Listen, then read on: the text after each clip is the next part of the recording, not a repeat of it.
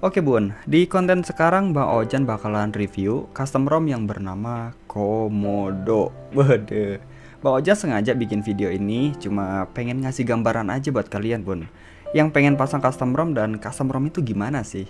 Ya Bang Ojan nggak nyuruh kalian pasang sekarang, ada yang mau Bang Ojan tunjukin ke kalian. Dan silahkan tonton sampai habis bun.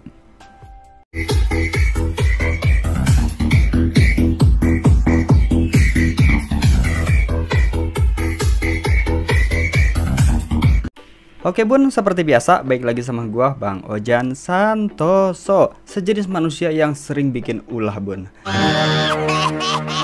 So, di video sekarang Bang Ojan akan review sebuah custom ROM yang bernama Komodo OS Android 11 bun.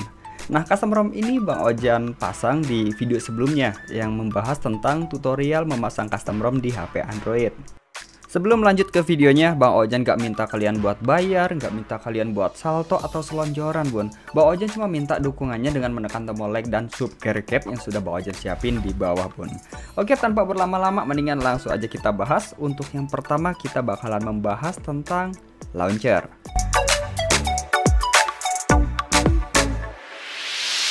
Oke, untuk launcher atau tampilan di custom ROM Komodo OS ini menggunakan launcher stok AOSP bun.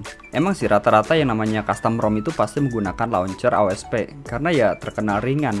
Nah, untuk warna utama dari custom ROM ini berwarna biru laut. Ya awalnya sih Bang Ojan nyangka itu bakalan dipakein tema warna hijau bun. Ya ternyata ya realita tidak seindah ekspektasi.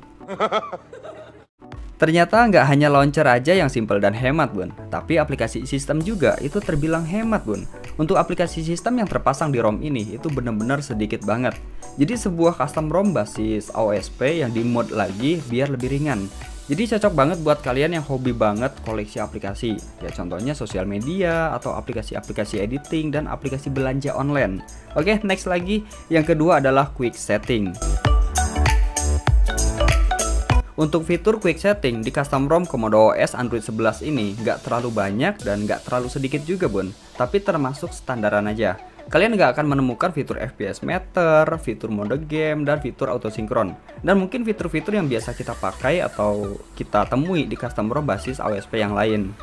Oke, next lagi buat keseluruhan custom ROM. Oke, kalau misalkan kita membuka aplikasi setelan, kemudian kita akses fitur keamanan, kita nggak akan menemukan kunci layar seperti face unlock bun. Jadi kita cuma dikasih beberapa fitur setelan seperti swipe, terus pin, terus pola, dan yang paling bagus adalah fingerprint. Dan untuk setelan di bagian atasnya itu ada setelan yang bernama Komodo Setting bun. Nah, di bagian setelan Komodo itu kalian nggak akan menemukan banyak fitur bun. Barisan pertama itu hanya info device dan pengembang yang sudah membuat custom ROM ini. Nah, kalau misalkan kita geser ke kanan, ini hanya setelan buat kecerahan layar aja. Nah, kalau misalkan kita geser lagi ke kanan, di sini nggak ada setelan lagi. Terus kita geser lagi, kosong, udah nggak ada setelan. Dan untuk yang tengah juga itu nggak ada setelan. Jadi cuma ada kontrol buat kecerahan layar aja. Ya, meski di custom ROM Komodo OS Android 11 ini, meskipun fiturnya itu sangat sedikit dan untuk tampilannya simple banget, tapi untuk penggunaan memori atau performance dari custom ROM ini itu termasuk ya terlalu boros ya bun ya, 1,5 GB. Ya entahlah, mungkin karena UI ataupun karena versi Androidnya. So, sekarang kita membahas tentang kamera. Nah, kamera di custom ROM Komodo OS Android 11 ini tidak menggunakan stok kamera AOSP bun, tapi melainkan menggunakan kamera lain. Jadi custom ROM ini termasuk kameranya itu bagus bun dibanding custom ROM yang basis AOSP yang lain. Di sini untuk fotonya juga terlihat jelas, cuman emang agak sedikit gimana ya? Ya kalian bisa lihat sendiri lah di video. Untuk hasil video dari kamera di custom ROM Komodo OS Android 11 ini termasuk bening juga sih bun, dibanding emang kamera basis AOSP custom ROM lain. Biasanya kan burik terus agak-agak renyak. Kalau misalkan yang ini benar-benar bening, hampir setara lah sama kamera dari MIUI. Cuman ini nama kameranya apa ya? Bang Ojan cek dulu di pengaturan apakah ada nama dari kameranya atau nggak ada. Atau kalau misalkan kalian tahu ini jenis kameranya kamera apa, silahkan kalian tulis aja di kolom komentar. Ini seperti open kamera atau apa ya? Di sini nggak ada. Next lagi untuk sisa penyimpanan di custom ROM Commodore OS Android 11. Ya, ini termasuk agak boros juga sih, Bun. Di sini untuk sisanya yaitu 16,5 GB. Di sini Bang Ojan baru memasang sedikitnya aplikasi. Oke, lanjut lagi ke error. Membahas tentang error. Nah, error yang sering terjadi di custom ROM Commodore OS Android 11 ini yaitu aplikasi sering tertutup sendiri setelah kita selesai restart HP Androidnya, Bun. Nah, nggak hanya itu aja, Bang Ojan kan sering edit video nih. Nah, Bang Ojan menggunakan KineMaster. Nah, di saat Bang Ojan buka aplikasi KineMasternya, kemudian Bang Ojan coba buat record voice. Di sini Bang Ojan menggunakan jack audio. Terus kita colokin. Nah, di mic-nya itu nggak bunyi, Bun. Jadi nggak connect si suaranya. Nah, sekarang kita coba buat restart HP Androidnya ya. Kita tekan power, kemudian kita restart HP Androidnya.